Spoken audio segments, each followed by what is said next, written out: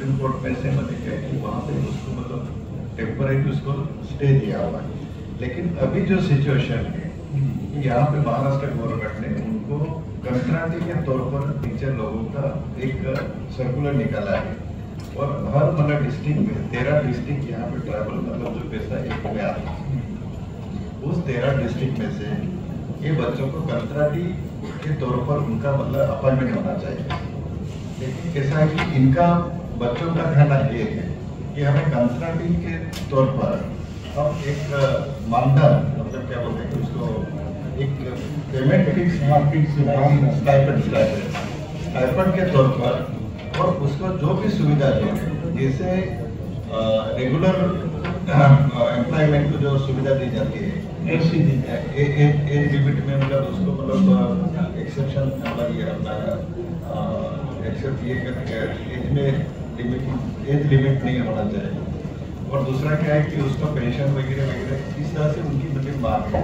तो इस तरह से यहाँ पे करीबन 1000 बच्चे जो है नासिक में, उसी में से गढ़चिरौली, चंद्रपुर, यहाँ से नागपुर से वो बच्चे आए हैं।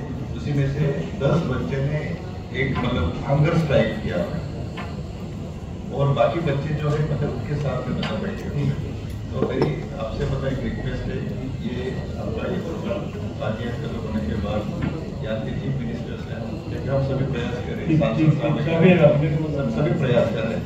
लेकिन आपसे भी अनुरोध है कि एक कमीशन आयोग जो है उसमें अलग एक संवैधानिक तौर पर आपको अधिकार है, उसी के तरफ पर आप उसका एक रिकमेंडेशन करें और जल्द से जल्द महाराष्ट्र में जो पैसा एक जो है उसका एक अमल बजाने हो सके और यहाँ के जो अदर कम्युनिटी है उनको भी मतलब उसमें कोई दिक्कत नहीं आई। इस तरह से मुझे रास्ता निकाला। आवेदन लाया है क्या बेटा? कोई कमीशन के नाम से कोई आवेदन है क्या? लाए है ना? दे दो, लाके दे दो। कोई भी 2 लोग आइए मतलब दे दो आवेदन।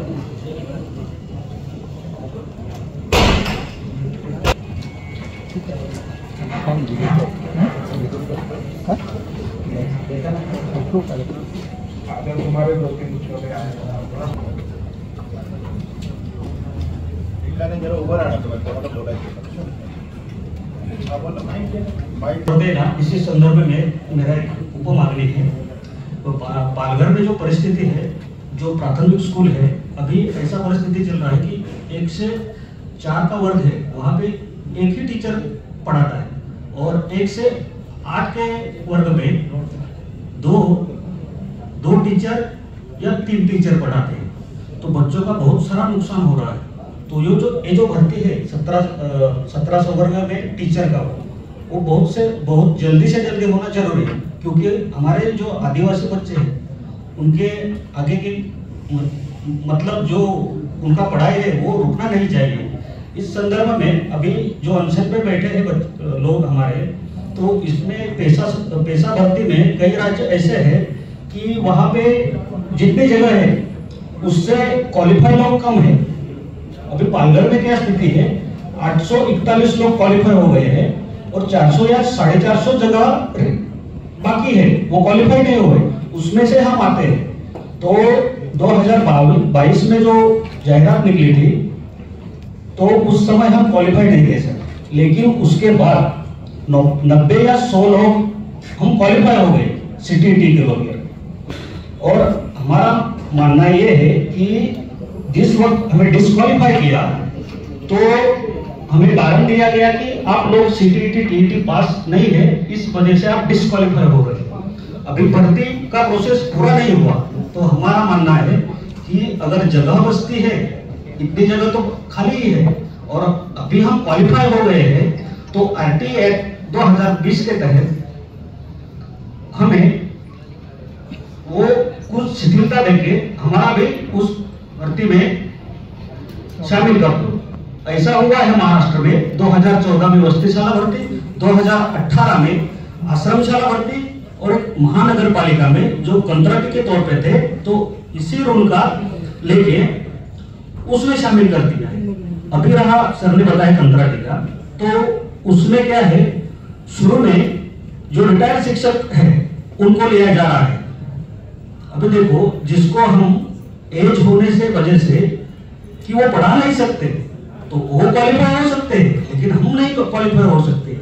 तो ये आदिवासी बच्चों पे अन्याय है सर। दूसरा मुद्दा है, दूसरे मुद्दे पे उन्होंने जो 841 लोग लिए हैं उनको क्वालिफाई किया है। हाँ, और उसमें अगर तीसरा मुद्दा है और तो उसमें बताया उन्होंने है अनुसूचित जनजाति और अन्य प्रवर्ग। अभी मुझे बताओ, अभी ये पैसा का पर्याय कंत्राटी है तो अन्य प्रवर्ग कहां से आया? हमने जब आगे जाके बात की तो उन्होंने बताया कि ये विषय इसमें स्थानिक शब्द नहीं है, तो हम ये पालघर के लिए नहीं रख सकते। ये तीसरा मुद्दा है, ऑल महाराष्ट्र से लोग एप्लीकेशन करेंगे और तीसरे मुद्दे जितनी जगह बचेंगी उसमें ऑल महाराष्ट्र के अन्य प्रवर्ग के लोग भी उसमें अप्लाई कर सकते हैं। अगर ऑल महाराष्ट्र से एप्लीकेशन आ गए तो स्थानिक जो लोग हैं उन पे सर अन्याय होगा।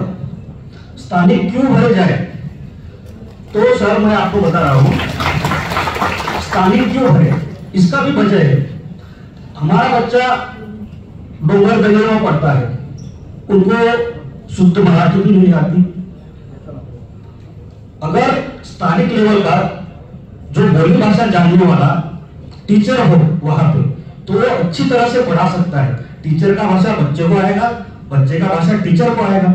अगर हमारे पालघर में विदर्भ या मराठवाड़ा का कोई टीचर आएगा तो फॉर एग्जाम्पल हमें ग्रैंडफादर या संकल्पना स्पष्ट करनी है बच्चे को। हाँ, तो वो मराठी में बोलेगा कि ग्रैंडफादर को मराठी में आजोबा बोलते हैं या हिंदी में दादाजी बोलते हैं। तो हमारे मात्र बोली भाषा में उसे कोई वाडगोबा बोलते हैं, कोई डवरेबा बोलते हैं। तो मतलब ऐसा है कि ये कौन कहता है, ये हम मतलब भावनिक नहीं बोलते सर। ये राष्ट्रीय शैक्षणिक धोरण 2020 में स्पष्ट कहा गया है कि स्थानिक बोली भाषा को महत्व दिया जाए। तो जो स्थानिक बोलियां है पालघर में, वारली है, कोकना है, बहुत सारी बोलियां हैं। तो हमारे टीचर अगर बोली भाषा स्पष्ट रूप से बोलते हैं तो बोली भाषा में अगर ग्रैंडफादर उसको बता दिया कि ग्रैंडफादर को वाडगोबा बोलते हैं और वाडगोबा को ही हिंदी में दादाजी बोलते हैं और आजोबा मराठी में उसको आजोबा बोलते हैं, तो उसको थक से क्लिक होगा सर और वो पढ़ाई में जल्दी प्रगति करेगा। तो हमारे जो बोलने का मतलब है कि जो स्थानिक लोग है ना उनको प्राधान्य दिया जाए। पैसा भी यही कहता है कि हमारा जो बच्चा है वो अच्छी तरह पढ़े। देखो हमारे बच्चे आगे क्यों नहीं जा रहे, उसका बेस होता है प्राइमरी शिक्षण। हाँ, अगर बेसिक पक्का नहीं होगा उसका तो आगे कैसा पढ़ेगा वो? तो ये कुछ समस्याएं हो जाती है बच्चे के लिए। तो ये ध्यान में रखे, हमारी बात रखे, स्थानिक को प्राधान्य देने के लिए आप प्रयास करें, इसलिए आपको मैं विनती करता हूँ।